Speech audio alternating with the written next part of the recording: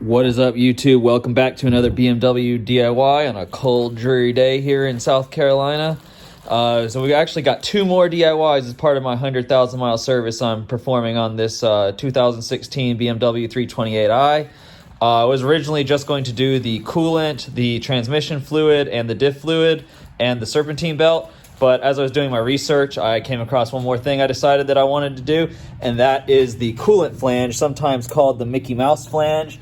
From there, you probably can't really see why it's called that, but as we get into the video and I open up the new one, maybe even in the package in the new one here, you can kind of see if you can't really tell in the package. When I open it up, you'll be able to see why they call it that. So this is a plastic flange that is in the head of the engine right here, right below the oil filter housing and oil cooler. It's made out of plastic. It's very cheap. I'm pretty sure that when we pull it out, it will probably break apart, and if it doesn't, then we'll have to kind of crush it to get this single-use clamp off. So we want to make sure there isn't any plastic in the head of the engine here or in the hose, because we don't want that going into the coolant system, getting into the radiator or anything like that. So it's really pretty straightforward. It's just held in by these two bolts, so we'll go ahead and remove them, pull it out, and if it breaks, we'll just have to make sure we clean it out really nicely. Then we will use the new clamp. As you can see right there, a new clamp is provided. We'll put that on the hose, set it up, and just reattach it. And then we will do the coolant bleed procedure just like we did in the coolant video. It'll be pretty straightforward, so stay tuned. So if I had the stock intake, we would probably need to remove all of this, but since I have this aftermarket one, I think we're going to have enough space to not have to remove anything. Maybe you'll have to take out this mass airflow plug, but we got two T30s, and that's it. So I'm going to go ahead and pull them out, and then we'll see what happens.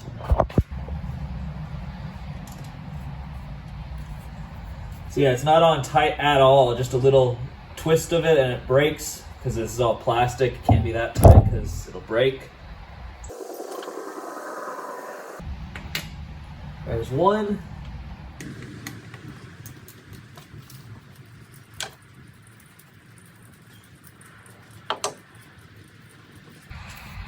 And two. So let's see if it will come on.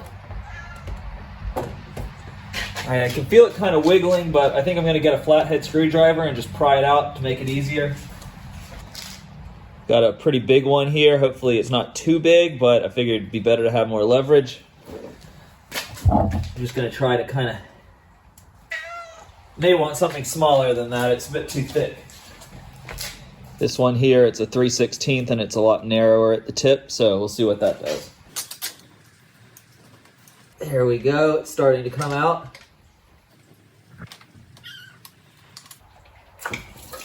Oh, there we go. We had a bunch of coolant go falling out. And that's the reason I'm doing this before I do the belt, because now that there's coolant all over that belt. Let me take you off that stand. And you can see it was starting to come apart right here. You see that? There's the O-ring there, and the other piece just fell down into the engine bay down there somewhere. So now the trick is going to be to get this off of here. So I think the best way to do it is going to be probably to crush it. Crush this piece, the plastic flange, and then we can get the new one in. All right, so I'm going to take a pair of channel lock style pliers, and I'm just going to try to crush down on the where the single-use clamp is to try to get the plastic inside to come out.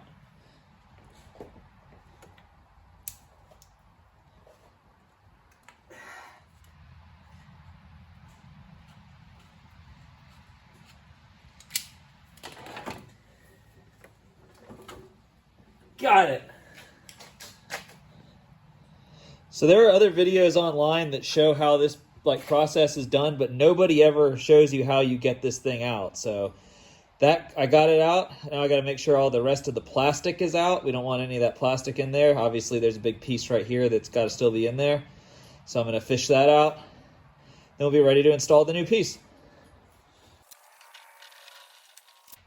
There we go. There's the other piece.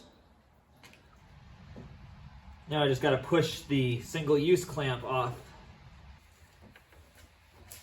There we go. See, just see how I crushed it. It was perfectly round before. Now it looks like that. So now we just want to look in there, see any plastic in there, and I do not see any plastic in there. Put my finger around in there, and nope, no plastic. So we're ready to put the new piece on. All right, so now you can probably see why they call it the Mickey Mouse flange. It's got the two little ears and then the head. So yeah, it kind of looks like Mickey Mouse. So I've already got the O-ring installed. I'm going to go ahead and kind of lubricate that with a little bit of coolant that's just, you know, laying around from the mess I made. And go ahead and stick that in there. And then it did not come with new bolts, I don't believe. No, did not come with new bolts, so we will just reuse the old ones. And they were just barely tight, just enough to keep it in place. So that's exactly how we're going to do it. I don't know what the torque spec is, and I'm not going to bother to find out. And we're just going to put the new clamp that came with it on there and use that. And we'll try to line the clamp up with where the old clamp used to be so that we get a nice good seal. Then we just top it up with coolant.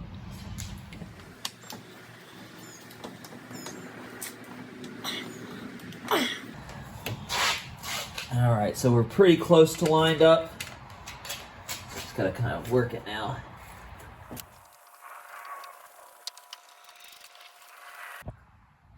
All right, so now the new flange is in. They're down pretty tight. You know, I put them a little tighter than they were on the plastic one just because this is aluminum. It can obviously handle more.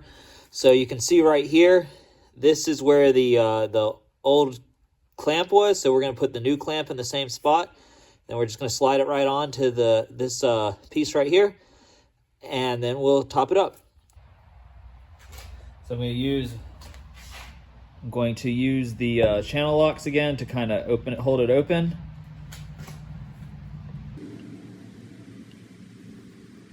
Try not to hurt my finger.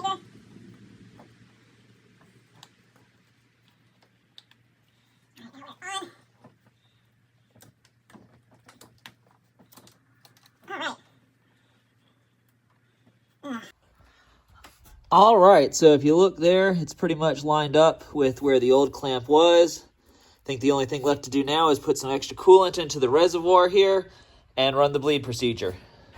If you want reference on the bleed procedure, I mean, it's pretty straightforward, but you can check out my my video on the coolant changing process. It's towards the end of that, but all you got to do is go into the cabin, put the heat on the highest setting, put the blower on the lowest setting, put the car in accessory mode, and hold your foot on the gas until you hear the water pumping gauge. Okay, so one thing that I forgot to mention was that you want to make sure that this sits flush the whole way around, otherwise you're going to have leaks. So I didn't do that at first. Like, I guess you could just kind of work it on, but I realized it right before I put everything back together. And so basically what I just did was I took a rubber mallet and just kind of gave it some love taps, and it sat perfectly. So you can kind of see from that angle there. See, there's no gaps. So originally there was a little bit of a gap at the bottom. I'm not sure if it would have leaked or not. I think the O-ring probably would have held, but just to be safe, you want it to be flush. And while this process is ongoing, just monitor your coolant level and top it up as necessary. And that is how you change the coolant flange. This is a really important DIY. As you saw, mine was already broken. I wasn't surprised at that at all. Seems like these things are just not made well. I mean, they're plastic and they go through so many heat cycles. And if you have a 6-cylinder model, it's going to even be worse. So this is same DIY, same general process for the N20, N52, N54, and N55. Thank you guys for watching this video, and I hope it helps you, and I'll see you in the next one.